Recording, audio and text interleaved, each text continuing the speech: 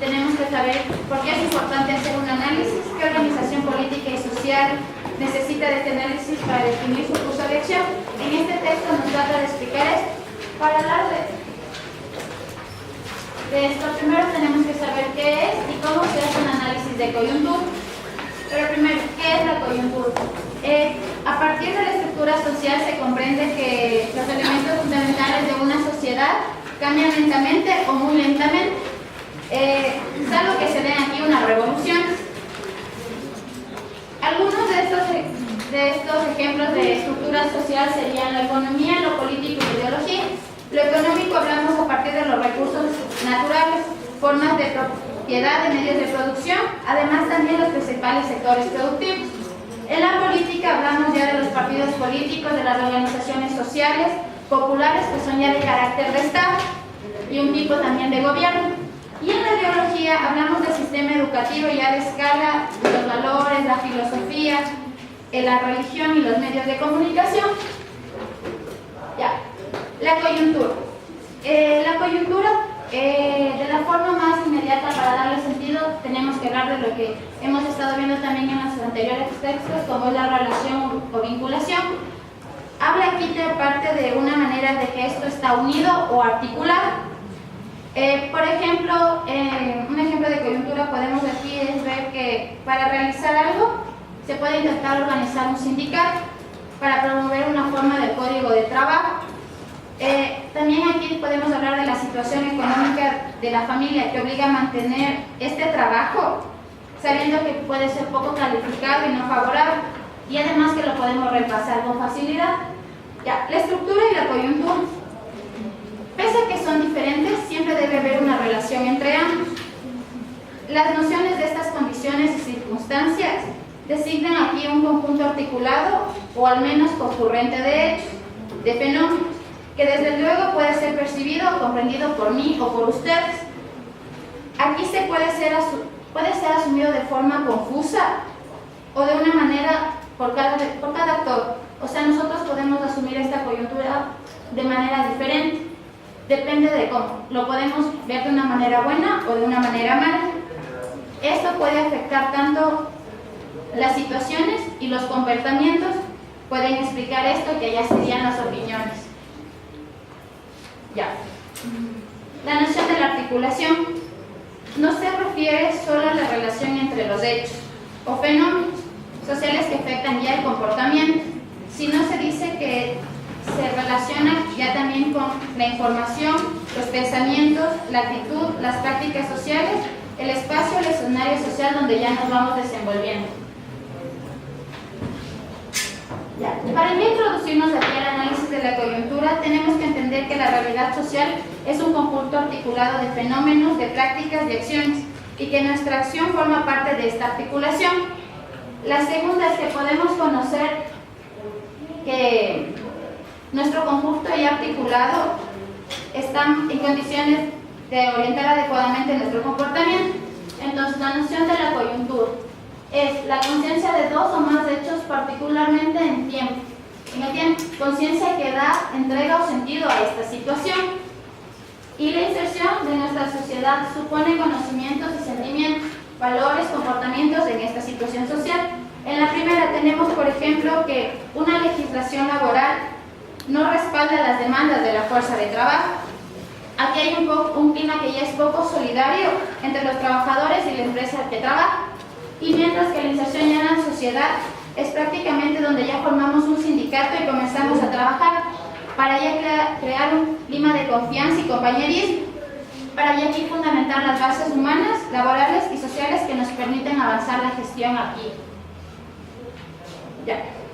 Para explicar todo esto tenemos que tener en cuenta que la noción de la coyuntura siempre está asociada a la ligazón o la articulación. Aquí nos estamos ya refiriendo de manera determinada a lo que es una realidad social. Y para comprender esto tenemos que tener la relación entre teoría y práctica, o sea, nuestra manera de actuar y pensar. Ya. Sintetizando todo esto de las nociones de la coyuntura y del análisis de la coyuntura, se remite ya también al concepto, como decíamos, de articulación de nuestra realidad y la inserción de esta a la realidad. Aquí ya vamos a hablar que esta articulación no solo se supone a la forma y al sentir, sino al carácter de la conexión.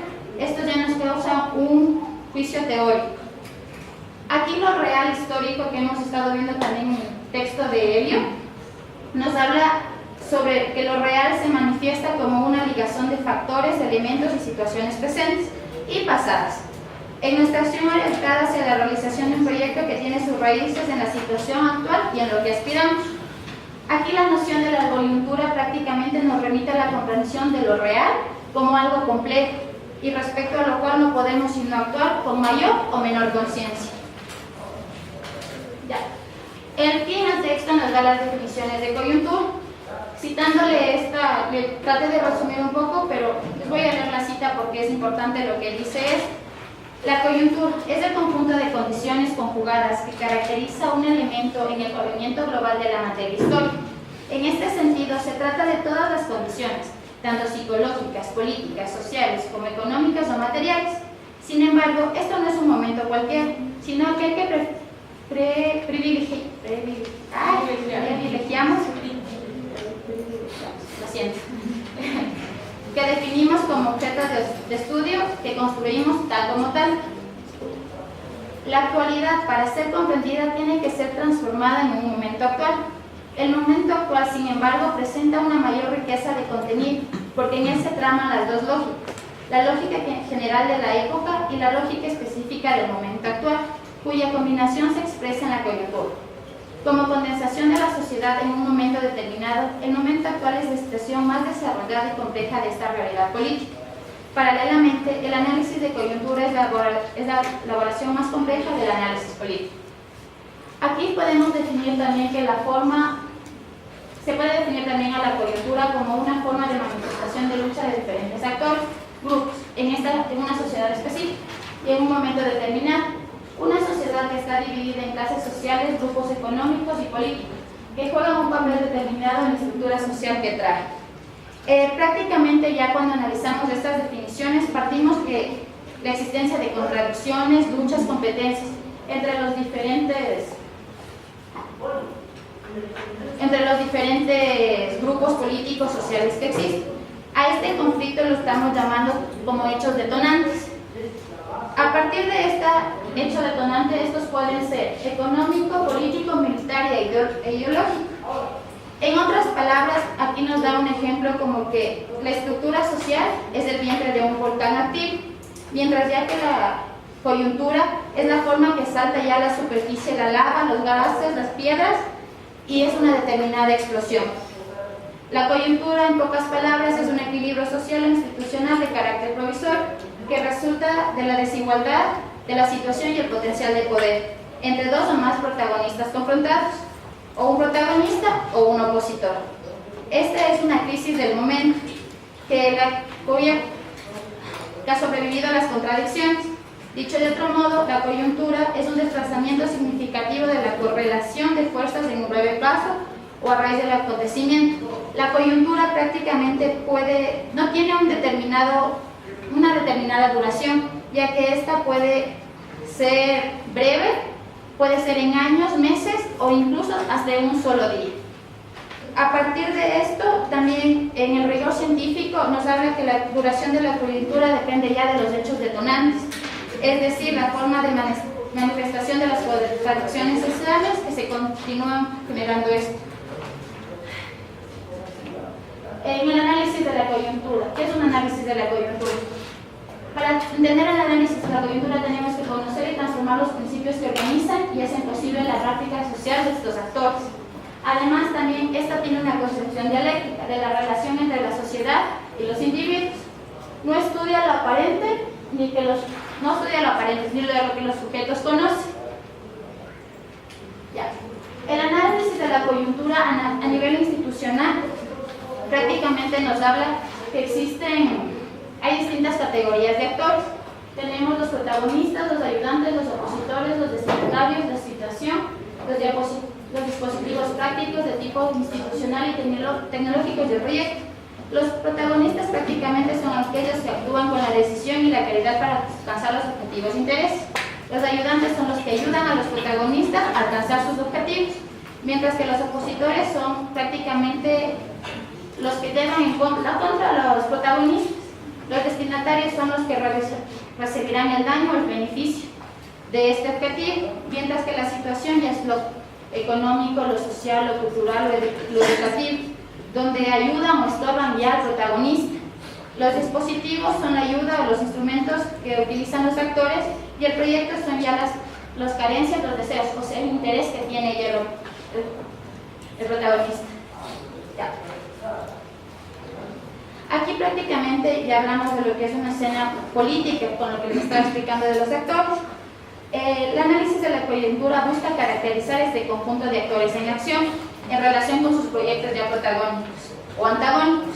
Los actores pueden ser personas o grupos, instituciones, como la iglesia, medios de comunicación, que pueden realizar todo esto.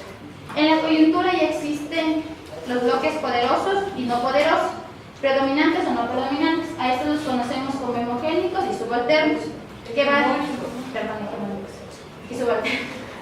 Estos bloques nos manifiestan un momento revelador y los cuales están defendiendo ya sus intereses económicos, políticos e ideológicos. A estos también se les suele llamar correlación de fuerzas.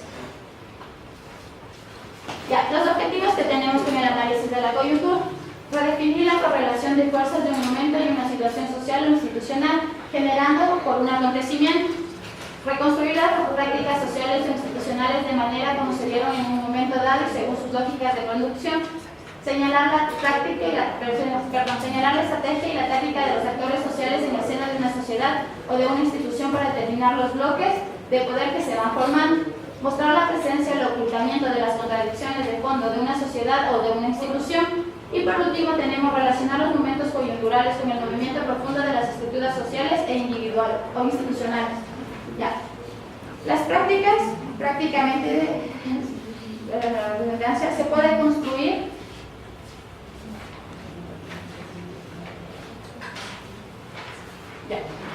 a partir de la situación. Aquí se habla del contexto en que se inscribe la práctica, los sujetos de práctica, los protagonistas ayudantes, el proyecto de práctica, carencia, deseo, los intereses, las actividades de práctica, las operaciones, los instrumentos de práctica y la materia prima de práctica. Ya.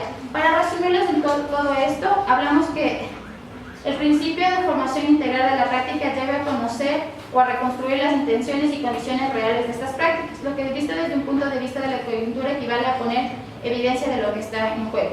Por lo tanto, el análisis de la coyuntura es una forma de conocer lo articulado y lo complejo de lo real y su carácter conflictivo. Es decir, conocer lo real significa identificar las características que configuran lo real histórico-social, que intenta insertarnos adecuadamente, intenta insertar nuestra práctica en forma adecuada, en lo real para transformarlo. Además, descansa en un conocimiento en conceptos que permiten un diagnóstico de la situación actual, de lo real, y especialmente en un diagnóstico de la situación actual, de las fuerzas en los escenarios de la política en un sentido amplio. La importancia del análisis de coyuntura. Ocurren muchos acontecimientos importantes siempre en el diario vivir, entonces siempre nosotros nos hacemos preguntas rápidas como ¿qué ocurrió? ¿Qué pasó? ¿Cuál va a ser el futuro de eso? ¿Qué significado tiene? Pero también rápidamente nosotros hacemos respuestas cotidianas que están basadas en nuestro sentido común o en nuestra experiencia política que hayamos tenido.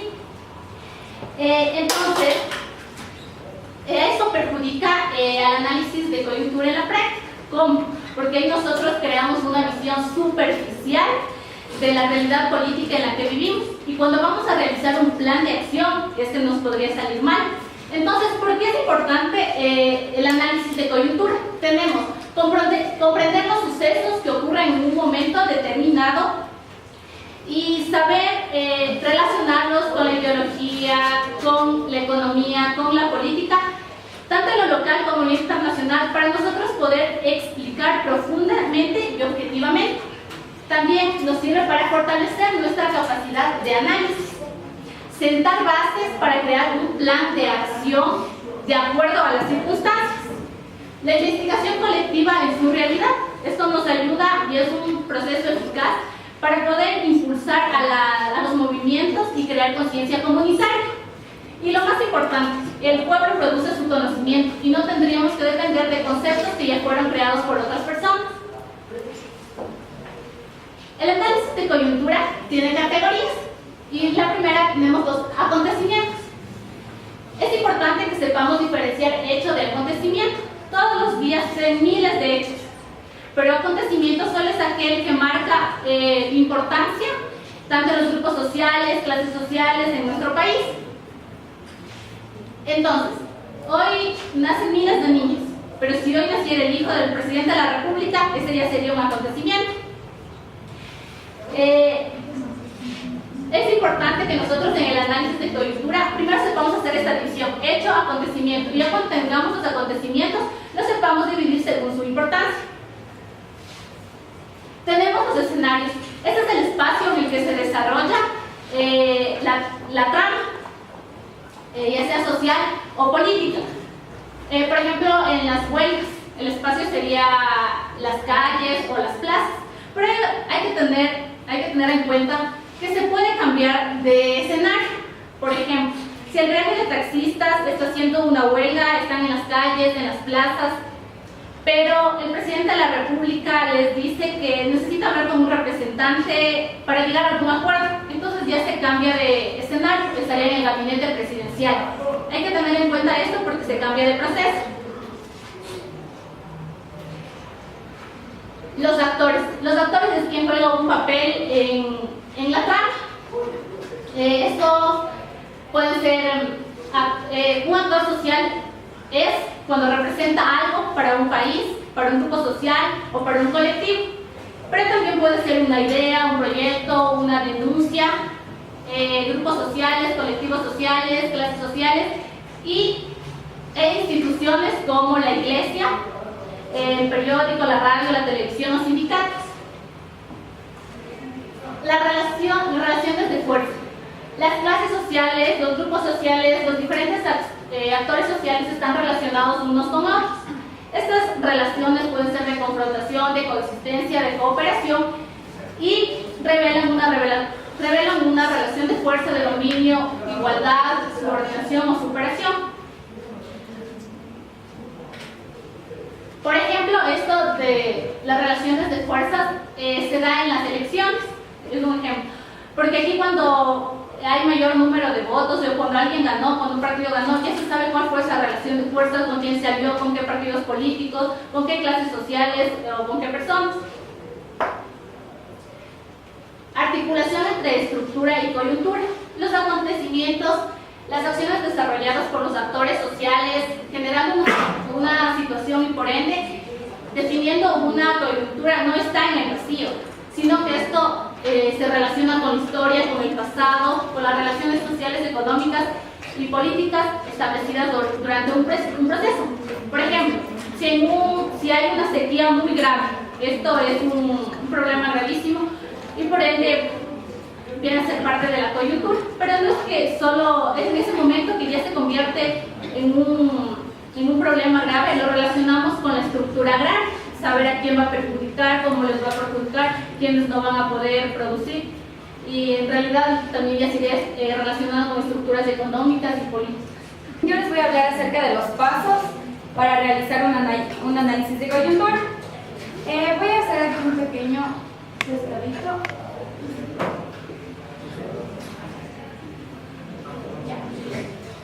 Más o menos.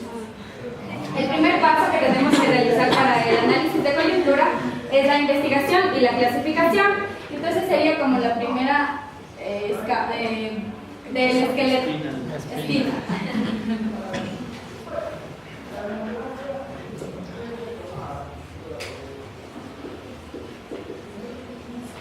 Dentro de la investigación tenemos otras ramitas, otras espinas, que son las siguientes.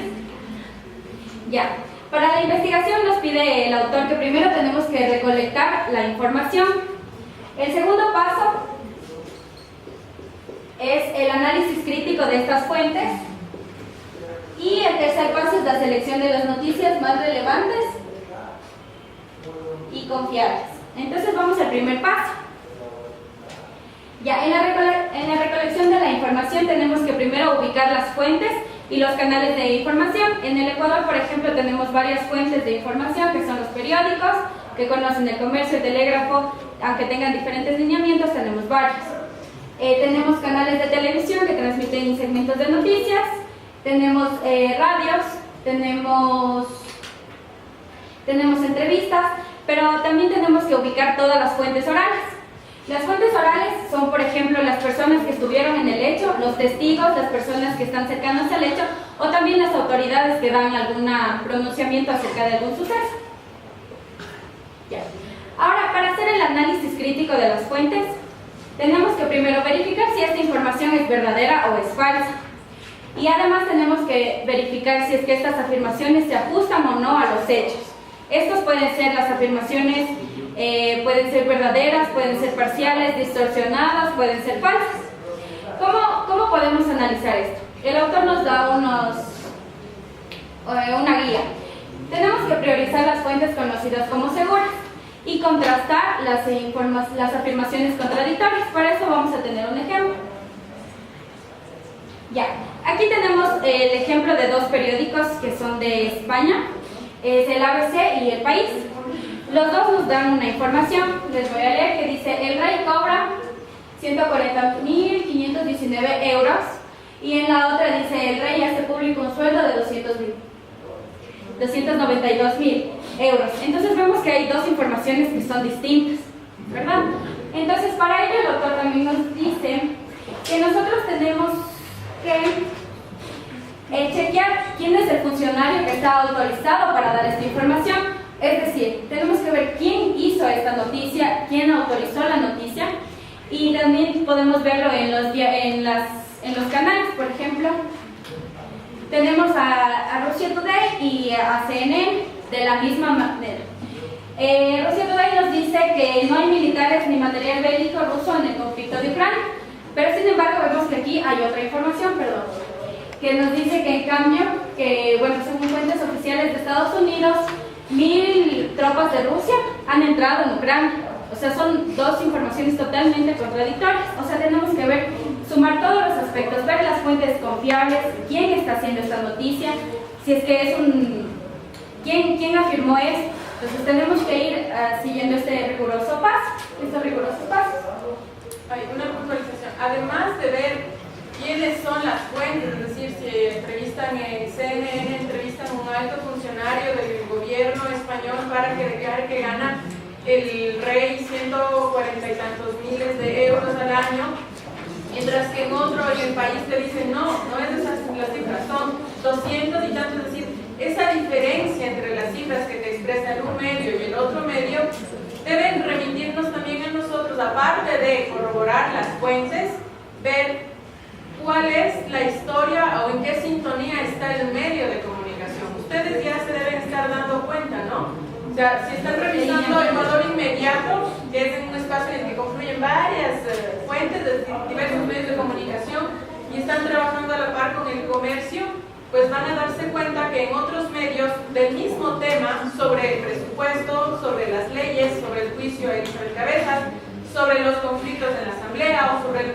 los resultados en el proceso electoral, van a ver que hay una divergencia, es decir, son diferentes o la información es diferente. Aun cuando estemos hablando de un mismo tema, el contenido se va a expresar de forma diferente. Qué pena que ustedes no hayan escogido el Telégrafo, a pesar de que ahora ya tiene una línea muy oficialista también, pero durante el gobierno de Rafael Correa era muy interesante observar diario El Telégrafo y El Comercio, por ejemplo, y hacer seguimiento de los dos medios. Claro que los dos estaban polarizados y parcializados, pero de una u otra forma como que nos ponían un poco más a dudar y ponían en crisis la versión tanto del uno como del otro. Telégrafo resguardaba los intereses estatales, ¿no es cierto?, porque tenía una línea editorial súper clara.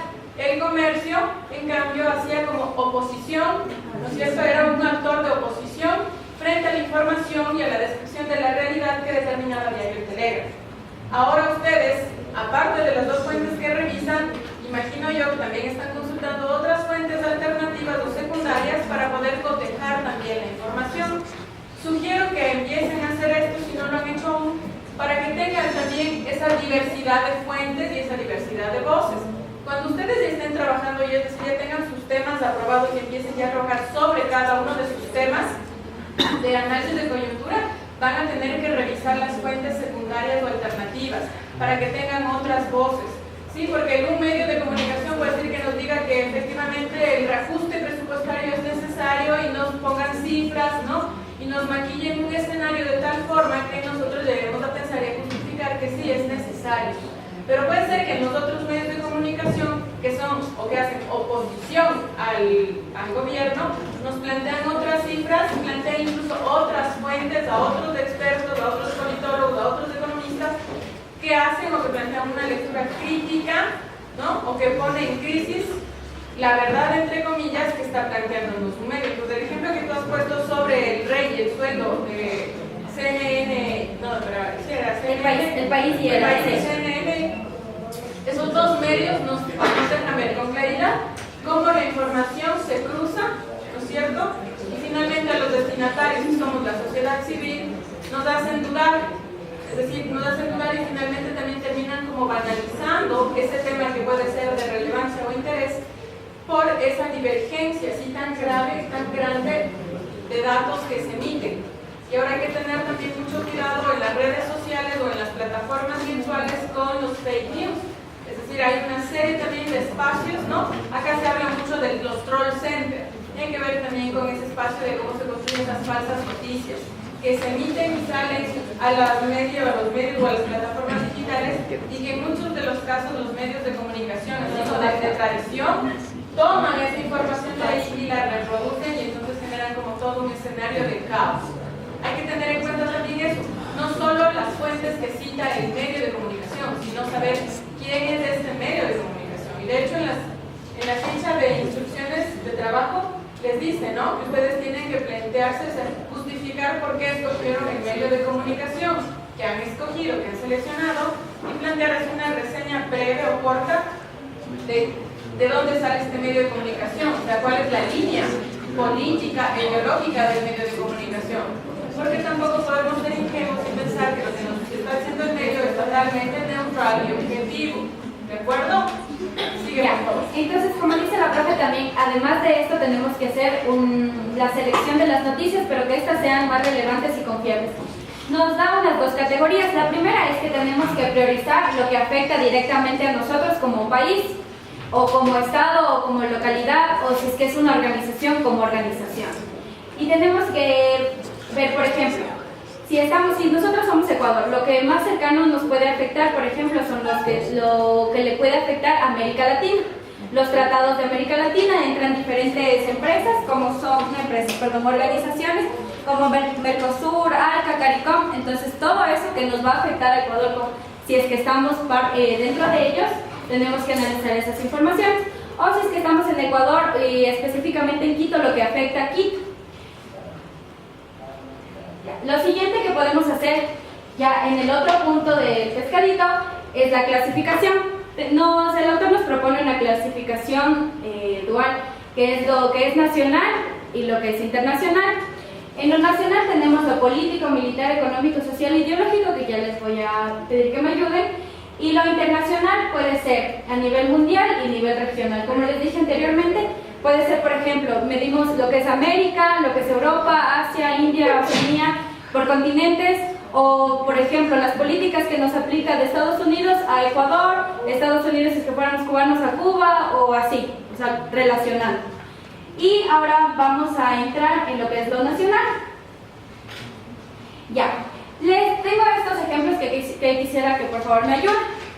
Tenemos lo que es nacional, lo político. Lo político tiene que ver específicamente con todo lo que tiene que ver con el Estado, los partidos sociales, las organizaciones populares, las empresas, las instituciones.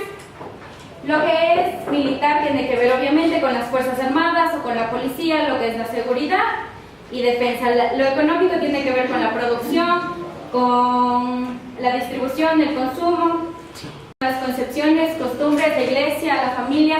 Entonces quisiera ver dentro de todos estos en cuáles vamos a encajar. Por ejemplo, el diario El Comercio nos plantea la noticia: relator de ONU verá a Assange en 20 días. ¿En cuál creen que debería clasificarse? Político, perfecto. Entonces ya tenemos el primero que sería político. ¿Político nacional o político internacional? Ajá. Ahora, tenemos temor en Quito Tenis por la red de trata. Ya, podría entrar en lo social y según el autor también en lo militar, porque lo militar está dentro también de la seguridad. Ahora tenemos FAE registra 2000 pistas no controladas. Militar. Y el último igual, militares dicen que no negociarán con la empresa indagada. Social militar, ya. Bueno, el texto nos propone que vivimos en un momento en el que todos estamos informados acerca del acontecer político. Bueno, eso también nos habla de una sociedad en la que todos nosotros tendríamos que estar interesados en esto, ¿no? En la política. Bueno, en este curso se cumple debido al trabajo que tenemos que hacer de análisis de la coyuntura. Entonces, nos propone que es evidente que no es necesario simplemente hacer una lectura cotidiana de los comercios, de las noticias que nosotros vemos o escuchamos, sino que necesitamos nuevos mecanismos a través de los cuales nosotros podamos identificar actores, causas o objetivos de los sucesos que están pasando. Y esto no solamente se remite o se reduce al ámbito político, sino que el análisis de la coyuntura está en todos aquellos actos que nosotros hacemos en nuestro cotidiano vivir, en nuestra vida mundana se puede decir, ya que todos están sujetos a una explicación y a un objetivo, que también está mediado obviamente por nuestros intereses. Cada acción que nosotros realizamos va a estar mediada por nuestros intereses y va a tener una explicación y un objetivo. Hoy conversaba con una compañera que me decía que quería ponerle ya a su nena en el preinicial y me contaba, ¿no?, que tenía miedo de los públicos porque les habían hablado mal, que había profesoras que les mandaban a los niños con cualquier persona y que en el privado le daba miedo porque era un edificio de 2 pisos, que escuchaban que los niños se caían de ahí. Entonces, todas estas formas son formas de análisis y de evaluación que tiene nuestra compañera para poder tomar una decisión. Y esta decisión versa sobre el objetivo de que su hijo esté seguro y de que se pueda educar. Y tiene una explicación que ella haya analizado y preguntado cada una de las aristas o de las diferentes opciones que ella tenía. Pásale, por favor. Entonces, bueno, pues más o menos para hacer un ejemplo de eso y porque también nos dice que el análisis de la coyuntura es una mezcla de conocimiento y descubrimiento. El conocimiento sobre todos aquellos datos que nosotros conocemos, leemos, vemos o escuchamos, pero también es una suma de las metodologías y conocimiento científico que nosotros hemos ido adquiriendo a través de nuestra formación académica y que a la posterior va a convertirse en el filtro a través del cual nosotros vamos a cernir los datos que tenemos del día a día para nosotros descubrir nueva información. Entonces, por eso es una mezcla del conocimiento filtrado con todos aquellos instrumentos que nosotros poseamos para descubrir nuevas cosas. Y nos habla de que este análisis de la coyuntura no puede ser neutro ni desinteresado, ya que igualmente está mediado por las necesidades o por los intereses en los que nosotros estemos metidos, ¿no?, a las diferentes visiones del mundo o al rumbo que hayan tomado los acontecimientos. Entonces, esto también hacemos un símil con lo que decía el texto de Elio Gallardo, que igualmente no se puede uno poner en una posición neutral ante un hecho, ante una coyuntura, y siempre hay que poner tomar un bando, una posición. Él diría una posición o revolucionaria o contrarrevolucionaria. Entonces, para eso le traje este ejemplo, que era, los ejemplos que le traje tal vez no son muy actuales, pero sí bastante ejemplificadores. La privatización de CNT puede ser vista desde diferentes puntos de vista. Por ejemplo, aquí hay uno que nos habla de que la privatización no es buena, ya que una empresa social, al no tener fines lucrativos, se puede decir, puede llegar a segmentos de la población a las que no llegaría si fuera una empresa privada. Al contrario de lo que diría Santiago Cuesta, que nos dice que las concesiones es lo mejor que nos podría pasar. Bueno, aparte también les puse otra opinión, que es la de Mashi, pero bueno, ahí creo que ya quedó entendido. El ejemplo que yo proponía aquí era de un terreno, no sé, que disponemos de un terreno grande en el cual se pelean por ese terreno tanto un empresario que desea utilizarlo para agricultura como un empresario hotelero. Entonces cada uno va a partir de sus intereses y va de alguna forma a desprestigiar el terreno, ¿no? El agricultor nos dirá que es tierra suave, que no sirve para la construcción, mientras que la persona que se dedica a la empresa inmobiliaria nos va a decir que este terreno no va a ser apto para la agricultura o la ganadería. Así que no es fácil hacer un análisis de la coyuntura, ya que necesitamos nosotros de un conocimiento detallado de los hechos para así nosotros poder descubrir los sentidos o las tendencias que se van desarrollando a partir de estos hechos. Entonces, bueno, esta es una parte más práctica de cómo se pueden dividir las tareas para hacer un análisis de la coyuntura. La primera es dividirse las tareas, dividirse los temas en los grupos. Esto sobre todo para lograr una mayor especificación del tema, un grado de análisis más concreto. Entonces, en nuestro grupo lo que nosotros deberíamos hacer a partir de las categorías que nos nombraron la compañera es que cada uno debería solamente tener una de esas categorías para que así su análisis sea un poco más detallado y tener información más concreta de este análisis. Después, ¿cuánto tiempo es conveniente hacer un análisis de la coyuntura? El autor o los autores nos hablan de que el tiempo óptimo es semanal o mensual. Lo importante de esto es que sea sistemático. ¿Y sistemático por qué? Porque nosotros después vamos a tener que analizar una coyuntura con la otra. Entonces es importante que los tiempos sean relativamente iguales. Algunas ideas prácticas para realizar este análisis de coyuntura es a partir de la división en temas que tenemos, irlos posicionando por temas positivos, negativos o ambiguos. Ambiguos en el sentido de que una noticia puede ser ubicada en distintas categorías. Entonces, para eso también les traje un ejemplo, que es este de aquí. Manuel Espejo acompaña la lucha de trabajadora sexual. Entonces, esto puede ser leído a través del siguiente párrafo, que es una batalla, como se ve, laboral, ¿no? Pero esto también puede converger como un hecho político o una lucha ideológica. Entonces, hay que buscar siempre todas las aristas a las que una noticia puede converger o puede caer. Después hay que buscar las explicaciones, el por qué han sucedido los hechos. Entonces, aquí pueden haber dos formas de explicar los hechos, que son superficiales y profundas. Para esto igual les traje este ejemplo que es conocido por todos, del asesinato en Ibarra, del femicidio. Entonces puedo preguntar sobre las causas y van a haber muchas causas que van a ser superficiales y que no me hablan de la realidad en sí, o no me dan una cercanía más próxima a la realidad concreta de por qué sucedieron estos hechos. Superficialmente yo puedo decir que esto fue un ataque de celos, un hecho amoroso, y son simplemente explicaciones del momento, son cosas muy superficiales, pero si nosotros nos ponemos a investigar más o analizamos desde otro punto de vista, podemos darnos cuenta que esto no es más que una derivación de un sistema machista, patriarcal, o podemos hablar de otras causas también, como una crisis venezolana que a través de la migración nos trajo personas buenas como personas malas. Pero ahí ya estamos cayendo en un sesgo grave, porque como pudo haber sido venezolano, como... Exacto, sí, es simplemente para ejemplificar, pero en sí... Pero mucho cuidado con ese nivel de explicaciones, porque puede ser que también caiga, o sea, si decimos que es por la crisis venezolana y que por eso vinieron y por eso le mataron a Diana, chuta, tenemos un problema, porque estamos sesgando a partir de nuestro nivel de subjetividad y desde un porcentaje estamos reproduciendo lo que dicen los medios de comunicación. Me quedaría con la primera parte que tú dijiste, que esto es producto de un sistema violento, que la violencia es estructural, que la violencia no ve ni clase, ni etnia, ni género, ni edad, sino que es transversal. Hasta ahí me quedaría. Que sea venezolano, que sea ecuatoriano, peruano, colombiano, es una variable que no debe generar incidencia en nuestro proceso de investigación. Aquí el resultado es que la policía es inepta porque no está preparada para no tiene un protocolo de seguridad.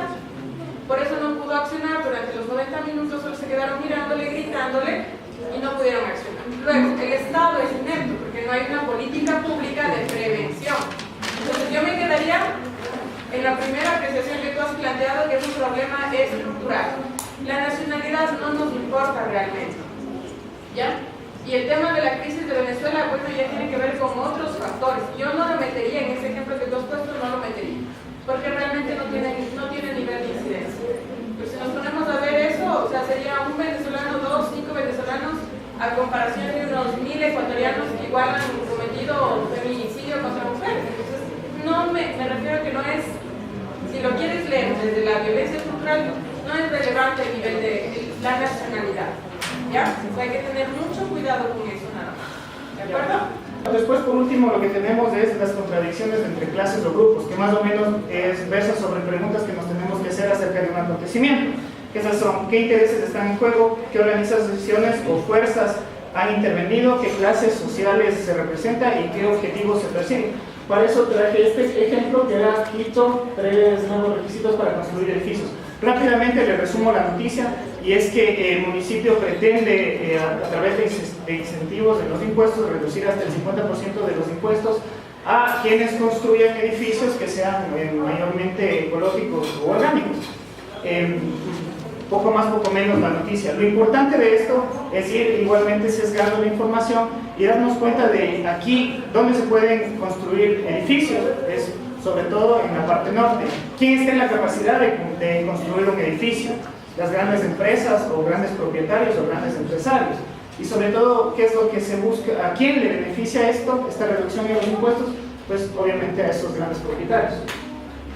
Y ya por último, en esto del análisis de la coyuntura, lo que podemos decir es que, a lo que nosotros tenemos que buscar los mecanismos ideales para que el análisis no termine, no entregar un trabajo en el que todo esté masticado, por decirlo de esa manera, sino que de alguna forma influir en nuestro lector o a la persona a la que vaya dirigida nuestro análisis, para que también tenga la capacidad de reflexionar a partir de este análisis y la reflexión continua. Eso, profe, gracias.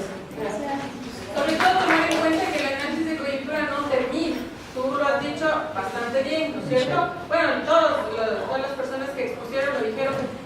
El análisis de coyuntura lo que hace es hablar de un momento en específico, pero al acontecer de esos acontecimientos, ¿no es cierto?, que se van dando en el mismo tiempo, los multi-acontecimientos, también significa que la coyuntura deriva para otros lados, no termina. Lamentablemente nosotros tenemos solamente 3 meses para observar y vamos a analizar durante esos 3 meses. Lo que viene en adelante tiene que ser la continuación de lo que ustedes empezaron a hacer, ¿no es cierto? Entonces la coyuntura nunca termina realmente. Y la historia, como lo dice Braudel y como lo dice Hugo Facio también, es la sumatoria de coyunturas o de momentos coyunturales. Y así hay que leer, ¿sí? Es decir, hay que leer o hay que entender que la historia de esa larga duración, en esa larga duración es el compendio, es el conjunto de esos momentos coyunturales que nosotros podemos observar. De ahí nuestro aporte de hacer un análisis de coyuntura crítico y reflexivo que nos permita seguir planteándonos preguntas y cuestionamientos para seguir analizando y que ese análisis sea constante y no se quede como lo que decía el compañero, es decir, nosotros no vamos a entregar nada resuelto, ¿no es cierto? Nosotros lo que vamos a hacer es observar un fenómeno, describirlo en un primer momento, tratar de caracterizarlo y el trabajo continúa, es decir, los otros estudiantes que vengan, o esto es un proceso que sigue produciendo, ¿no es cierto? Entonces, eso hay que tomar en cuenta también, no vamos a resolver ningún problema, vamos a analizarlo y vamos a plantear algunas posibilidades que nos permitan hacer un diagnóstico en el tiempo más inmediato, ¿sí?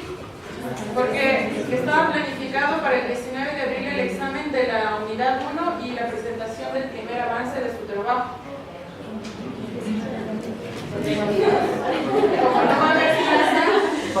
Como no va a haber clase el viernes 19 y tenemos el lunes 15 2 textos que sí nos plantean algunas categorías que pienso que hay que desarrollarlas y va a haber preguntas, entonces quedaría para el lunes 22 de abril. Ojo, el 22 de abril, durante la primera hora de clase, ustedes exponen, todos los grupos tienen que exponer el primer avance porque eso es calificación. Entonces, exponen su primer avance. El examen es facilito porque son solamente 4 preguntas, son 5 minutos de examen. O sea, supongo que tendrán claridad porque son las fichas de los textos, estamos trabajando los textos en clase, las preguntas del examen salen de los textos. 5 minutos de examen, exponen sus avances y en la segunda hora trabajamos la exposición de Hugo Facio para no perdernos del cronograma. Seguramente nos va a caer también luego el feriado del 1 de mayo, que también recae sobre el día viernes. Ya, entonces hay que mover un poco. Entonces quedamos así. Chicas coordinadoras, por favor, hacen eso. Yo también ya lo voy a poner acá para que no nos perdamos, ¿de acuerdo? Profe, la exposición del avance del grupo, ¿lo expone todo el grupo o los que se seleccionan uno o dos? La nota es grupal. Pueden exponer uno, como pueden exponer las 5 personas. Igual yo voy a ver qué tiempo me queda. O sea, por ejemplo, si me quedan 10 minutos,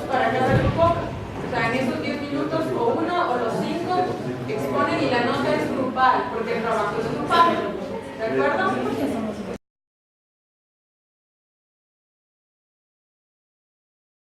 Buenos días compañeros, buenos días profesora. Nosotros vamos a hablar acerca de las nuevas fuentes historiográficas. Ya, entonces aquí el autor nos decía que una fuente historiográfica clásica es aquella que alguna vez que fue publicada no se la tocó más, es decir, que no tuvo ediciones ni nada. Entonces así, como fuente historiográfica clásica podemos tener documentos, monumentos, testimonios orales o escritos, los censos y también la correspondencia que sea oficial o privada. Les repito, para que sea una fuente clásica y real no tiene que haber sido editada. Entonces entramos en lo que es ya la prensa como fuente historiográfica. Entonces el autor nos decía que la prensa por dos razones es una fuente historiográfica clásica y que es real. La primera es porque por sí misma, o sea, la prensa por el mismo hecho de alguna vez haber sido creada, ya se lo tiene como un hecho. Y la segunda es porque la prensa es una fuente de datos. Entonces, para los que son estudiosos, o sea, para los que estudian, para los historiadores, para los investigadores, el periódico se convierte en una fuente de datos sumamente importante. Por ejemplo, yo he puesto el primer periódico de acá, las primicias de la cultura de Quito. Primero, ¿por qué? Porque, como les dije, o sea, esto es un hecho. Entonces, ya por ende,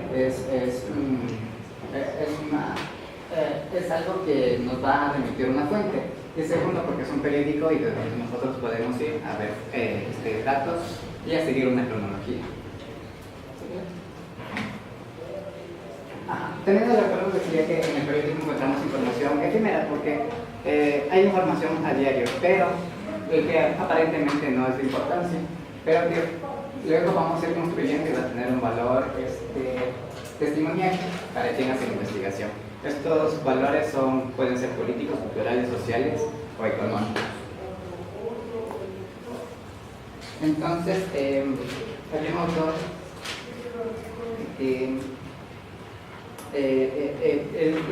Kaiser, por ejemplo, decía que la prensa o el periódico como tal, o sea, no siempre va a tener la verdad absoluta, porque va a necesitar de un contexto.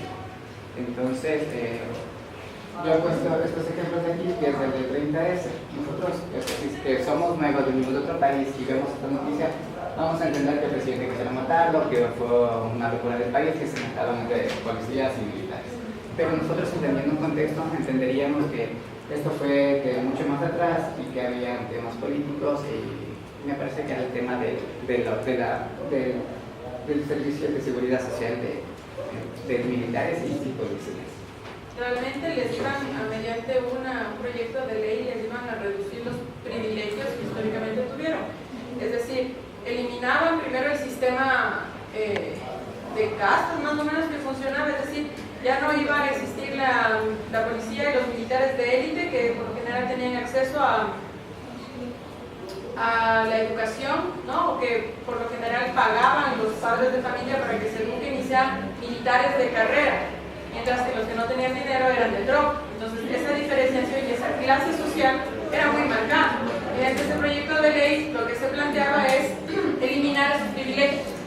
Tanto los de élite como los de tropa iban o tenían que estar en los mismos espacios, debían tener las mismas posibilidades de educarse o de movilizarse, es decir, de ascenso. Luego significaba que ya no tenías que pagar para ingresar a la policía o ser militar, sino que podías hacerlo a través de tus méritos, ¿no? ¿Qué más? El tema de los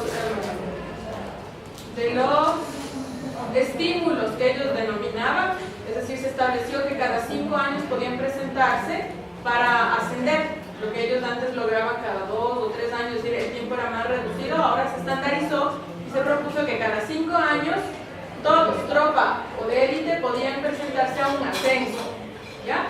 Y luego también se planteó como un freno, es decir, en términos de los privilegios económicos, porque ellos muchos estímulos económicos tenían y a razón del gobierno eso no tenía razón de ser. Es decir, se podía dar estímulos económicos si ellos pasaban estos niveles de ascenso, nada más. Mientras que antes tenían como muchos estímulos, ¿no es cierto? Tenían centros como el Supermaxi más o menos, tenían estos espacios, ¿no? Los comisariatos, tenían también espacios privados, como esto hacían como muy parecido al tenis club. Entonces, todos esos espacios que eran utilizados solo por militares, y que eso también marcaba ese rango, ¿no? Mediante ese proyecto de ley, lo que hacía era sistematizar y de una u otra forma, como organizarles, decirles, van a tener ciertos privilegios, no los que tenían históricamente, y van a poder acceder a través de estos requerimientos, que eso no les gustó a los militares. Y también es cierto que al interior, tanto de la policía como de los militares, hubo una tergiversación en función de exaltar a las masas, ¿no? para que protesten y, es decir, se presenten contrarios a este proyecto de ley. Entonces, todos esos elementos conjugados, además de que también se les restringía cierto nivel de poder, ¿no? Es decir, se les limitaba a ser policía más ciudadana, ya no militarizar la policía, se les restringía de algunos espacios de poder y de acceso económico que ellos tenían, entonces eso no les agradó realmente. Meterse con la estructura militar, la cúpula militar y la policial, una cosa que el Estado históricamente no ha querido hacer, ¿ya? Porque luego los militares y los policías se sublevaban, ¿se acuerdan? Y que ellos hacían, o sea, salían a las calles, se sublevaban ante el gobierno y mantenían, es decir, daban estos golpes de Estado. Para evitar eso, lo que hacía el Estado era mantener sus privilegios. O sea, ese es uno de los factores también, entre otros tantos, al interior de la cúpula militar y policial para que se haya generado el 30S. Ahora, si lo quieres ver desde otro aspecto también, eso sirvió mucho de plataforma para el gobierno para sostener y para legitimar su poder y su autoridad. Y también sirvió como para poner así, como un ejemplo, a ver quién respalda a quién. Y resulta que la sociedad civil pues respaldó un mayor porcentaje de la sociedad civil, respaldó al gobierno, porque en el 2010 todavía tenía un nivel de aceptación muy alto. Pues a la par que legitimaba su poder y su autoridad del gobierno, pues de pasito también fue construyendo toda una imagen así muy contradictoria, ¿no? Desde la sociedad civil hacia estos otros espacios. Y por eso también fue la confrontación desde la sociedad civil. ¿Cómo así ellos deben tener más privilegios? ¿Para qué necesitamos más policías y más militares si no hay conflictos bélicos? Para resguardar las fronteras, ¿resguardarlas de qué? Y así una serie de cosas muy discursivas, ¿no? Que se fueron dando en todo ese proceso. Y que a partir del 30S también hubo un cisma, una ruptura. Incluso desde la sociedad civil que se dio un paso a un costado y no respaldó ni a policías ni a militares. Evidente, ¿no? Si ellos son los que nos reprimen, ¿cómo vamos a mantenerlos ahí? Bueno, entonces, continuamos. Lo que decía es que entrábamos entonces en un contexto. O sea, como toda la explicación que va a pasar ahorita, una persona ajena al tema no entendería nada. Entonces sería una noticia efímera. Bueno, vamos a los nuevos medios de comunicación y los nuevos fuentes para el Estado. Entonces, como se ha ido la tecnología aumentando, entonces es así que al finalizar el siglo XIX y ya inicios del siglo XX, empieza la creación de nuevos medios de comunicación. Entonces, son personas, entonces los historiadores y los investigadores tienen que adaptarse a esas nuevas técnicas, a esas nuevas herramientas para poder investigar, nuevamente, como digo, temas políticos, económicos, sociales y culturales.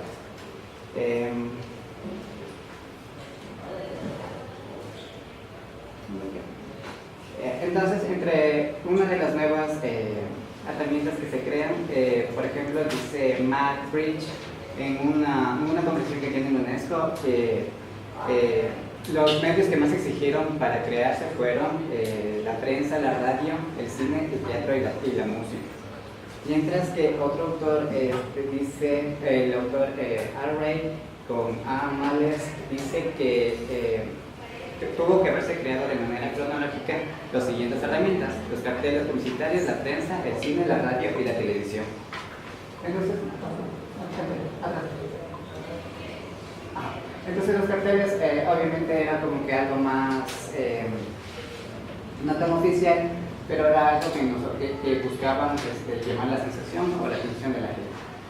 Entonces era para hacer publicidad y también para hacer propaganda de carácter político. También nos habla de los murales. Dice que en cambio los murales no va dirigido para ninguna persona, es más, va dirigido para un público general. Entonces yo he puesto que llega una persona y de alguna manera va a tratar de dar su interpretación de lo que vemos encima de la llave. La doctora María López Sáenz habla de estos nuevos medios que empiezan a crearse para ella se enfoca específicamente al control de las masas. Vamos haciendo un recorrido histórico. El cine, María López Sáenz lo menciona como un fenómeno estético, psicológico y social que inicia su desarrollo a partir del siglo XIX. Ella habla de que es representar imágenes en movimiento a partir de la fotografía. Cabe mencionar que esto pasó por dos etapas. La primera, que es la creativa revolucionaria, que fue un medio de propaganda, entre esos los más conocidos son El acorazado de Pekín y Octubre. Y la segunda etapa fue la dirigista, que se significa un aparato biológico, cinematográfico, y estrechamente a los objetivos de los planes quinquenales de la línea política estaliniana. Aquí cabe recalcar que hubo tres gobiernos específicos que usaron mucho esto del cine y estos medios para manipular a las masas. Entre ellos está en Rusia, como ya se mencionó ahí, la época estalinista y leninista, en Alemania nazi con Hitler y en Italia fascista con Mussolini. Para poder comprender un poco de esto, quería como traerlo a la realidad, o sea, a la actualidad. Hice una comparación entre el discurso de Hitler con un discurso de Corea. Voy a mostrar un video para que vean esta idea de que tenía Hitler de crear la nación, o sea, de saltar a Alemania como lo mejor y partir de un enemigo en común.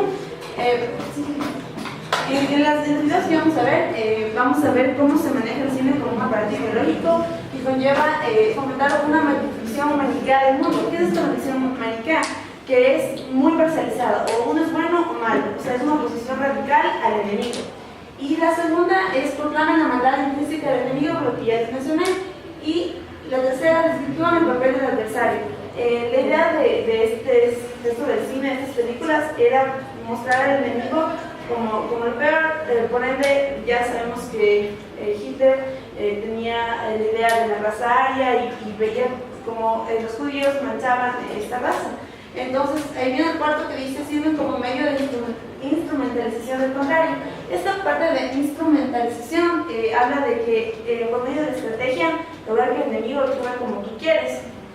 Y de ahí la quinta, que habla de conseguir una unificación de criterios adecuada para el dentro de las masas. Lo que les mencioné antes, el fin de eso es controlar a las masas y crear un criterio general entre todos. Entonces, ahorita vamos a ver estos videos para que vean cómo se crea Corea también crea ese nacionalismo, todo el gobierno que él tuvo de los 10 años, de lo que decía él, de tener que estudiar, salir al extranjero para regresar acá al Ecuador y mejorar nuestra educación, nuestra tecnología. Entonces, esa idea, como que la comparo para que puedan ver. Los dos.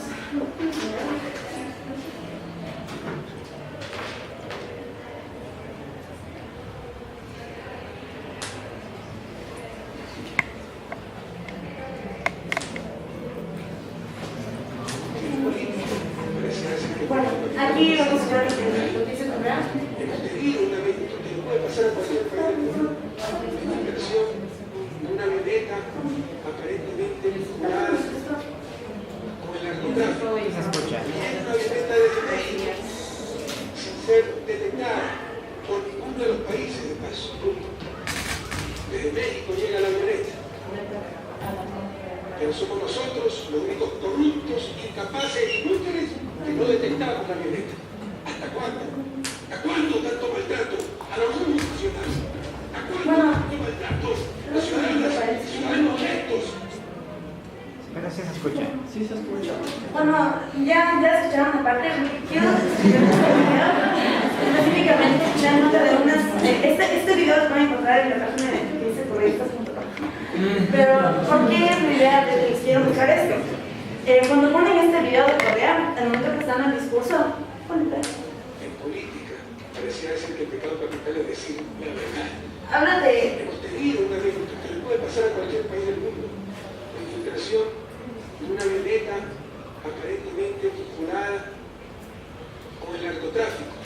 Viene una avioneta desde México, sin ser detectada por ninguno de los países de paso. Desde México llega la avioneta.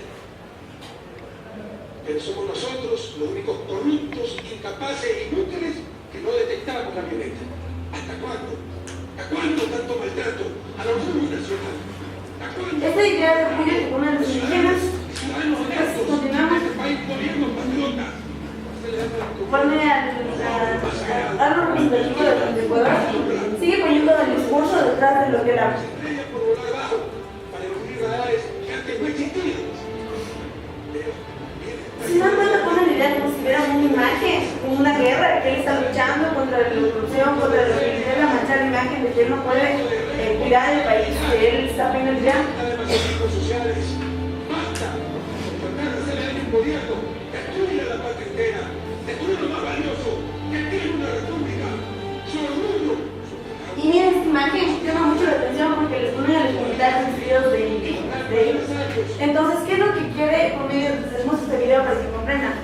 Lo que hace Correa es que la nación se identifique con el gobierno. Entonces, ¿hasta cuándo nos van a atacar? Pues él dice que obviamente fue nuestra culpa, nuestra madre, entonces no nos damos cuenta de que logren meter logren esta viñeta vinculada con el narcotráfico del país. Entonces, lo que dice, quiere manchar nuestra imagen. ¿Hasta cuándo vamos a dejar? Bueno, les corté el discurso porque después él empieza a hablar de que seguimos a todos como vasallos de los medios de comunicación. Siempre él le ponía como ¿cuál era el enemigo de Correa? Los medios de comunicación, que él decía que intentaba manchar su imagen, que yo estaba en contra de él. Entonces, después vamos a seguir hablando de eso. Ahora el siguiente es el de Hitler, que ya es muy conocido.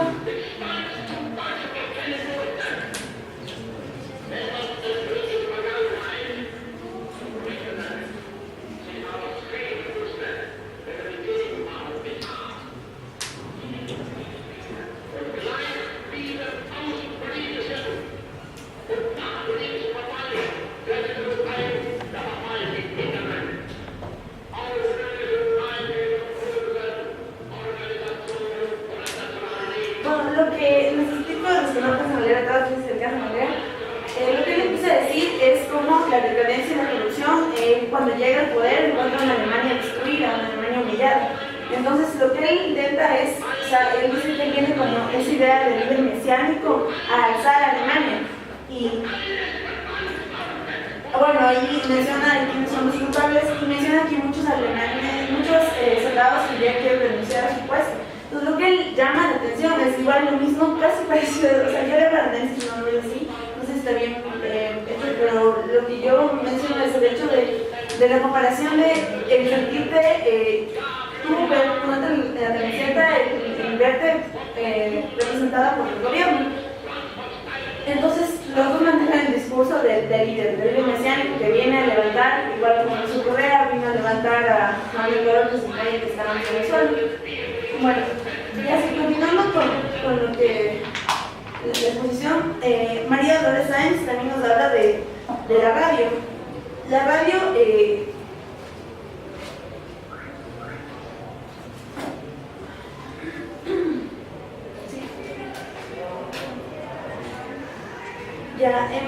María Dolores Sáenz nos habla de que la radio llega como una palabra hablada que se imponía directamente en los hogares.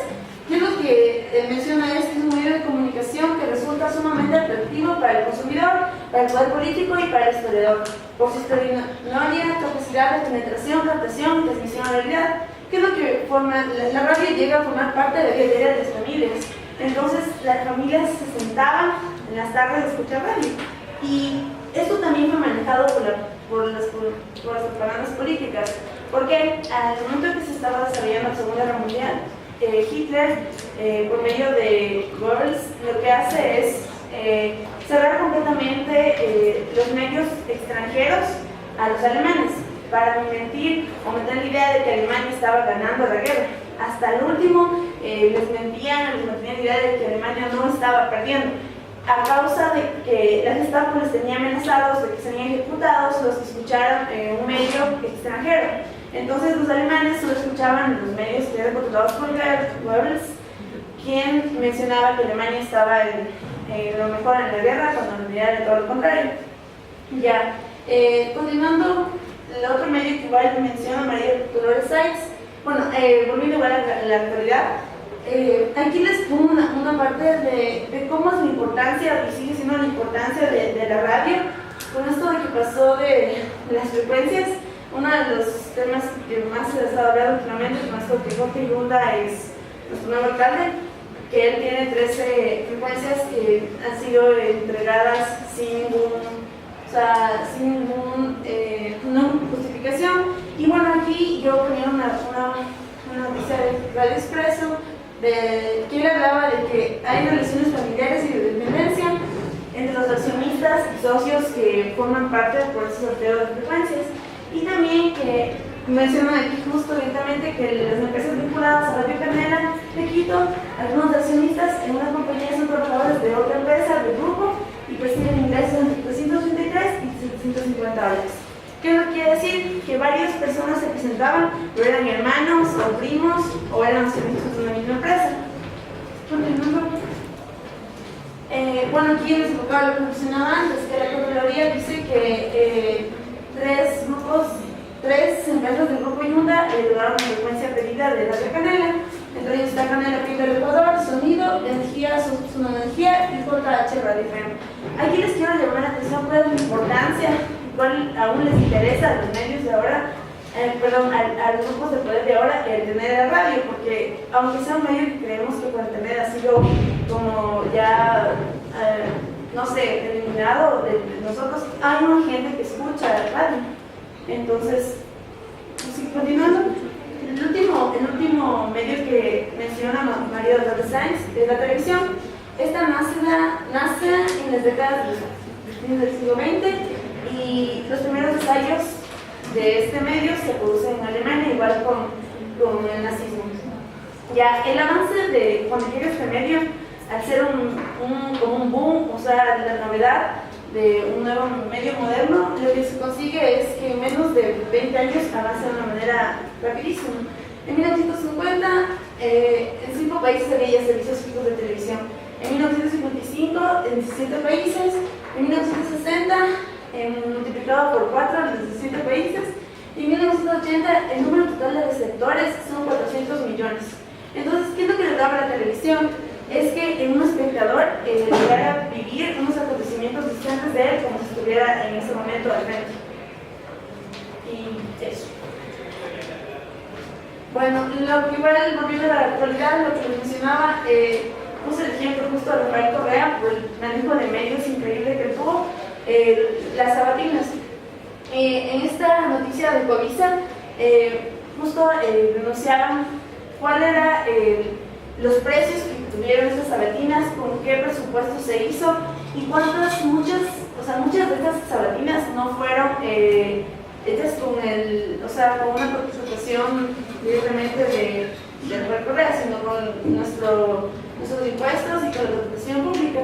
Y también mencionaban de que se realizaron videos que no fueron usados y se subcontrataron servicios y consultorías sin seguir los parámetros legales sin justificación alguna. Como ya han de haber escuchado, siempre nos mencionan que Rafael Correa en el que más invirtió fue en comunicación, creyendo que esa es la parte esencial en su gobierno. ¿Por qué? Como mencionó la profesora de realidad, en el 30S, si se recuerdan qué pasó, cuando estaba en esa crisis del 30S, uno entraba a la televisión y no funcionaban algunos canales, fueron censurados muchos canales, incluso se daban cuenta, había solo canales que estaban a favor del gobierno, los que funcionaban. Y no podía saber qué pasaba, sino solo la visión parcializada que Correa esperaba que. Otra idea que también les quería mencionar era que Correa llega como este líder mesiánico, lo que menciona María Dolores Sainz, es también esta idea de él verle como algo superior, como un protector de nosotros. Igual recordando al 30S, incluyendo por ejemplo el 30S, hay la escena que todo el mundo ha hecho hasta memes, cuando él enfrenta directamente, va al lugar del hecho y lo que él dice es, bueno, si quieren matarme, mátenme.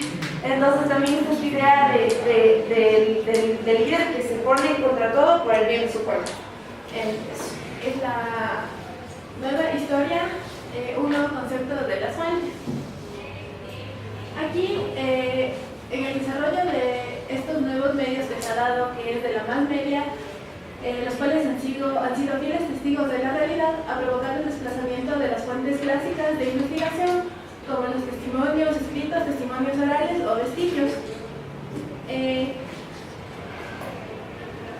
Desde esta perspectiva, los representantes de la nueva historia les han unido los nuevos modelos de la historia que está inmersa en el acontecer, y este interés les lleva a explicar la historia en dos grandes ejes, uno la más media y otro el ordenador. Además, a estos autores coinciden en afirmar que la más media le corresponde el dominio hoy en día les corresponde el dominio de la historia.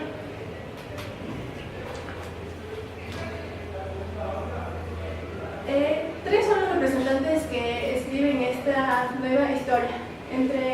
Uno de ellos es Roy Ladurie, que es un historiador francés con su obra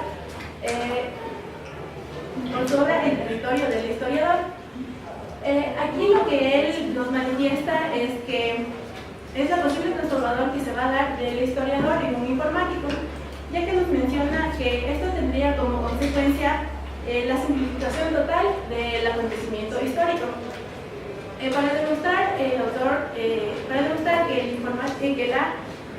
el informático se estaba apropiando del mundo histórico, él argumenta que él tenía conocimiento sobre que en los Estados Unidos los estudiantes, al realizar sus trabajos de investigación, han dejado de lado las fuentes clásicas y hoy estaban utilizando lo que es la computadora. Él da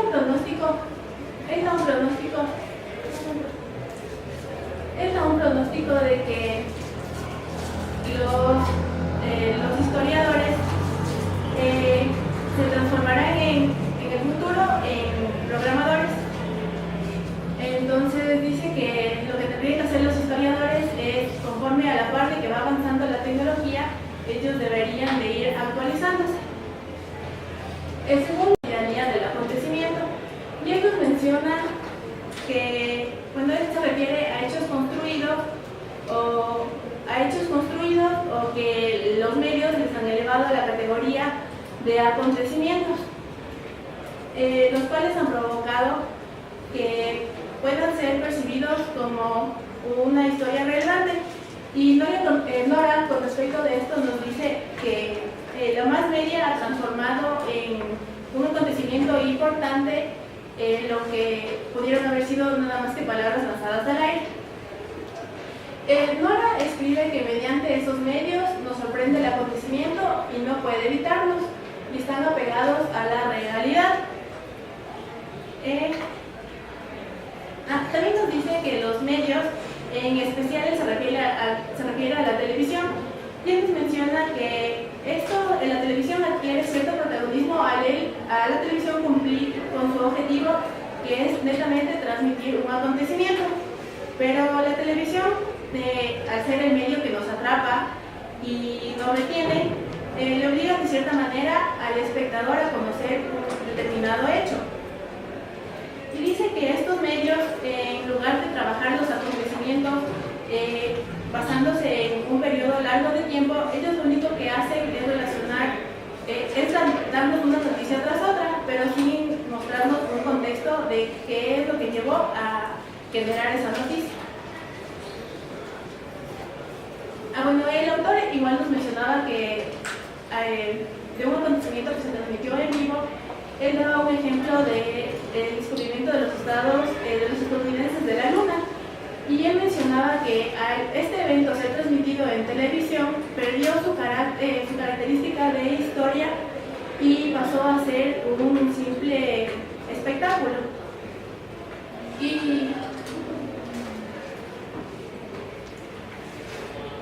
Y el tercer Lacourture analiza la historia inmediata. Él aquí diseña una teoría de la historia marcando su relación entre el periodismo y la describe en dos planos. Uno, el periodismo riguroso practicado por hombres inmersos en el acontecimiento que pasan a ser partícipes del mismo. Yo les puse como ejemplo el periodismo de guerra, ya que a pesar de que es un periodismo que es muy que tiene mucho riesgo al exponerse, los periodistas están inmersos netamente en lo que está pasando en ese acontecimiento tal cual, y ellos pasan a ser, como dice el autor, partícipes del mismo. Y el segundo es la investigación histórica, que estudia un periodo muy reciente en base a entrevistas. Nos dice que Lacourture separa al historiador del periodista. Aquí se enfoca en decir que en el afán de presentar las noticias rápidas, el periodista separa netamente o se olvida de las fuentes y de la verificación. Y dos de los representantes de esta obra, Lacourture y Leroy Ladurie, mencionan que la irrupción de la electrónica en la historiografía no solo permite un formidable desarrollo de lo cuantitativo, sino que multiplica las probabilidades, los riesgos y la ambigüedad de la inmediatez cronológica. Aquí nos dice que los medios tal vez nos permitan acceder a mucha más cantidad de noticias al momento de que publican gracias a estos medios, pero con el riesgo de a los lectores o a nosotros como los lectores de estas noticias de no conocer el contexto en el que se dieron las mismas. Gracias. Lo expuesto y lo leído para la clase de hoy nos propone entonces el texto del INSEP, que es más bien como un manual metodológico que nos está proponiendo cómo hay que hacer el análisis de coyuntura. Refuerza mucho la idea o la noción, ¿no es cierto?, de estructura. Y entonces nos plantea ya una primera idea o noción de la relación entre estructura social y coyuntura, lo que nos remite nuevamente, ¿no es cierto?, a leer lo real y la realidad desde un proceso histórico-social. Y que esa realidad o eso real, al ser un proceso histórico real, también nos lleva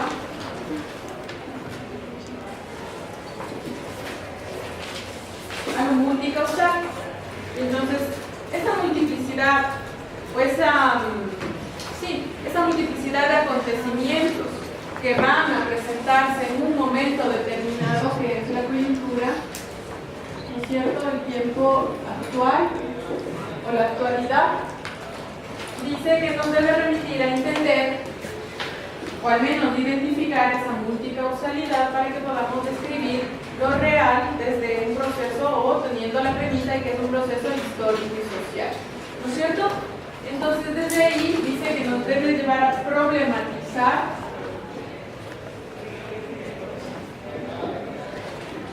esa estructura. Y entonces, como hay una relación, una articulación entre estructura y coyuntura, lo que vamos a problematizar en sí para poder entender la estructura es la coyuntura. Por eso es que ustedes tienen que identificar un problema en la coyuntura que nos va a hacer el reflejo, nos va a dar cuenta de esa estructura, de todo ese proceso histórico y social. Como no podemos leer la estructura en la totalidad, cogemos una parte, ¿no?, de esa totalidad que la representamos desde la coyuntura para poder analizar. Y desde esa partecita pequeña identificamos las múltiples causas o acontecimientos que confluyen en un tiempo determinado para entender cómo funciona esa estructura. Y entonces ahí queda clarísimo la noción de articulación. Ahora, entendida esa noción o esa idea de articulación, entonces ya pasamos a otro, damos un siguiente paso para identificar actores, escenarios, ¿no? Dentro de los actores se nos va a abrir todo un abanico amplio, si son son protagonistas, si son opositores, si son destinatarios, si apoyan alguno de los bandos o de los sectores, ¿no es cierto?, político, social, cultural, económico, ideológico, la religión, desde lo nacional, lo internacional, lo regional, es decir, entender esa articulación de estos personajes que aparecen en un momento determinado nos lleva a ir como desmembrando, ¿no? Ir desmenuzando, si quieren utilizar el término, esa coyuntura. Y todo esto es lo que nosotros debemos ir observando o estamos observando día tras día. Todo esto entonces nos permite a nosotros identificar cuál es el escenario o cuáles son los escenarios en los que se está desarrollando la coyuntura. Lo más visible a nivel nacional o internacional. Ya hemos dicho que nos quedamos nosotros con lo nacional, sin perder de vista lo internacional que también genera repercusión.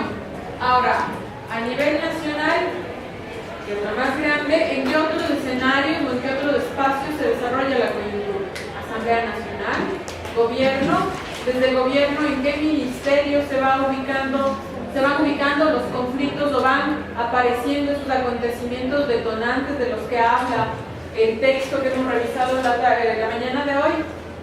Esos acontecimientos detonantes, dice, lo que hacen es a nosotros ayudarnos a identificar esto, qué actores, en qué espacios, en qué lugares, en qué escenarios, qué están diciendo. Hay una relación, hay una articulación de confluencia, es decir, hay una articulación de apoyo frente a un problema, o hay una articulación de conflicto que detona un proceso o un inminente proceso de crisis. ¿Qué está pasando ahora mismo en la Asamblea Nacional? ¿Cómo describir ese escenario? ¿Es de conflicto? ¿Es de colaboración? Es decir, ¿cómo se están visibilizando esos asambleístas? ¿No? ¿De qué tendencias políticas? ¿Qué están diciendo? En función de los acontecimientos relevantes que marcan nuestra coyuntura. ¿Ya? Y todo el proceso metodológico para identificar esto, pues, como lo ha dicho Hugo Cerda, como lo ha planteado Elio Gallardo y como lo menciona en este texto del INSEP, que recoge muchas de las ideas de Elio Gallardo, hay que hacer un proceso primero de observación y de acercarse. Es decir, primero me acerco, observo la coyuntura, identifico estos problemas y luego tomo una postura, ¿no? Que tanto lo hemos ahí ido repitiendo. Tomo una postura frente a la situación coyuntural. ¿Qué postura es la que voy a adoptar? Pasiva, activa, de apoyo, de oposición, porque me puedo ubicar en la oposición, pero puedo ser pasiva también. O puedo ubicarme en la oposición y ser activa. En cualquiera de estos lugares o en cualquiera de estos escenarios que me integre o que me adhiera, ¿qué postura voy a tener? Si parto de insertarme en la coyuntura desde la acción unilateral, ya estoy también determinando y delimitando mi sentido de percepción y de lectura sobre la realidad. ¿No es cierto? Ya no voy a hacer ningún análisis crítico ni voy a cuestionar nada de la estructura. Voy a quedarme ahí para reforzar más bien esa estructura. ¿No es cierto? Entonces, insisto en que la noción de postura y la idea de inserción respecto de la realidad tiene que ser activa en términos de ser crítica, no pasiva, ¿no es cierto? No unilateral. Por favor, hago hincapié en esto porque también parte de la forma en la que ustedes van a leer la realidad. Si se quedan desde la posición unilateral, van a leer también de forma pasiva todo el material que ustedes están levantando. Entonces no van a poder identificar sus problemas de análisis de coyuntura y no van a lograr entender o identificar esas articulaciones. Y van a terminar haciendo un análisis de coyuntura que repita lo que los medios les están diciendo. Y no van a encontrar crisis ni tensiones, es decir, se van a quedar en lo superficial. Y la idea, lo interesante, lo importante y lo objetivo es que ustedes vayan a un nivel más profundo, no se queden en la ligereza de describir el fenómeno desde lo empírico, sino que empiecen a identificar esto. Si no identifican esto, no hay análisis. Si no hay análisis, no hay lectura, es decir, todo el proceso falló. Tendrán que iniciar nuevamente de cero el siguiente semestre. Porque es que todo esto les lleva un semestre. Y si no lo hacen bien, tienen que empezar de cero nuevamente, y eso implica otros semestres, otro tiempo. Y eso sí está más complicado. ¿Ya? Entonces, bajo estas ideas que nos plantea el texto, nosotros reforzamos nuevamente, y quiero que quede claro, ¿sí?, la definición de coyuntura, la definición de lo real, la definición de acontecimiento. Ustedes recuerden que las compañeras nos proponían leer entre hecho y acontecimiento, ¿no es cierto? El hecho es todo lo que sucede en lo cotidiano, ¿ya? Eso es un hecho, que aparece en los medios de comunicación como relevante, pero que en muchas de las ocasiones no tiene nada de relevante, ¿cierto? ¿Sería o no sería relevante la prueba del metro de una estación a otra estación? No era relevante, ¿ya? Pero se lo mostró en los medios de comunicación como un acontecimiento, como algo relevante, que marcó. Todos los medios estaban preocupados haciendo la cobertura de una cosa que no incidía, que no nos afectaba en lo mínimo y que tampoco movía la coyuntura de acá, la coyuntura nacional. ¿De acuerdo? Entonces ustedes tienen que jerarquizar la información para que discriminen ese tipo de información. Es acontecimiento cuando tiene un nivel de incidencia en la realidad grande, ¿no es cierto? Entonces, ver que han descubierto unas pistas ahí en toda la zona costera, en las bananeras, que han descubierto unas pistas o unos lugares de aterrizaje para unas avionetas que traen y llevan droga, sí es relevante, porque entonces ahí está el gobierno, ahí está el Ministerio del Interior, la seguridad, los militares, todos ellos están implicados porque no pudieron detectar ni en los radares la entrada y salida de avionetas que llevaban personas, dinero o drogas. Eso sí tiene que ver con un nivel de política, de seguridad a nivel nacional. Pero si el medio de comunicación nos dice una cosa cortita de eso y da rimbombancia al tema de la apertura o de la prueba de estación a estación del metro de Quito, empiecen a preguntarse por qué lo hacen. ¿De acuerdo? Ahí está el nivel de implicación o de relevancia a nivel nacional. Entonces, el que hayan descubierto las pistas es acontecimiento. El que el metro funcione o no funcione y hayan hecho una prueba que haya funcionado o no, eso es un hecho, ¿ya? No mueve la coyuntura, no está generando un nivel de incidencia, pero los medios quieren hacernos pensar que sí, hay que tener cuidado, no se queden en lo local, en lo pequeño, vayan hacia lo nacional, lo más amplio, ¿sí? Y bueno, clasificar la información tiene que ver en función del nivel de implicación, es decir, qué relevancia tiene o cómo está afectando a los destinatarios, a los opositores, a los actores que estamos vinculados dentro de la sociedad, ¿ya? Que acepten o que no acepten o que aprueben las enmiendas a la LOES, a la Ley Orgánica de Comunicación, al COIP, nos afecta, tiene un nivel de implicación a nivel social grande, a toda la nación afecta, ¿ya? Digan. Profe, no sé si todavía no es momento, pero usted dijo que también nos iba a explicar lo que es un hito. Los hitos se van a definir, no quisiera ahondar ahora que se van a confundir, pero les voy a explicar que el hito tiene que ver, ustedes van a encontrar o están levantando una serie de acontecimientos, ¿no es cierto? Eso es lo que están levantando. Entonces, en ese listado de acontecimientos, tienen que ver ustedes igual en función de jerarquía y de implicación, cuál de esos acontecimientos se convierte en hito. Si yo estoy levantando o estoy viendo durante toda esta semana que hay tensiones en la asamblea sobre el tema de la fiscalización a Elizabeth Cabezas, ¿no es cierto? Lo estoy viendo. Entonces, del 25 de marzo hasta acá han venido diciendo que se están reuniendo, que están votando. El día que votaron es un hito. Se convierte ya en un hito. Si ustedes quieren ver la correlación de fuerzas de la Asamblea Nacional, si ese fuera su tema, eso se convierte en un hito. Entonces dicen hay que crear una comisión de fiscalización.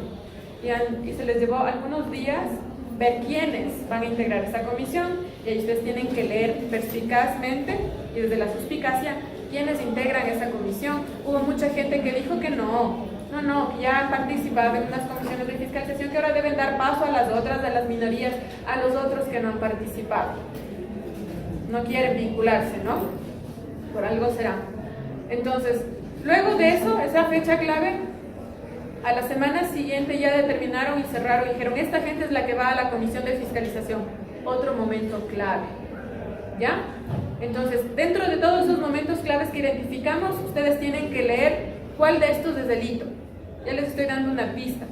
El día que votaron y dijeron que sí la fiscalizaban, eso se convierte en un hito de ley. De ley porque te va a abrir un periodo. ¿Ya? Y también porque deriva la coyuntura hacia otros lugares. Si tú quieres ver la correlación de fuerzas, los conflictos, las crisis en la Asamblea Nacional, ese es un momento clave. Porque en función de la votación y de que aprobaron la fiscalización a esta mujer, se va a abrir toda una serie de conflictos que vamos a ir viendo, verán hasta que ustedes cierren hasta junio, ¿en qué acabará? Puede ser que hasta el 30 de junio no acaben de fiscalizarla, se interpongan medidas de que no, de que sí, vuelvan a votar, la detengan la fiscalización, se entorpezca el proceso de fiscalización, no haya pruebas, llamen a declarar, no se presenten. Ya, todo ese tiempo va a marcarse por hitos. Los hitos van a ser acontecimientos más fuertes, más relevantes, que te lleven en esa línea de tiempo que tú te has planteado del 25 de marzo al 30 de junio. Los hitos te van a decir al 30 de marzo o al 31 o al 2 o al 3 de abril marco mi primer hito, digamos que fue el 2 de abril. Entonces, mi primer periodo con mi primer hito abre el 2 de abril y cierra, qué sé yo, al 25 de mayo.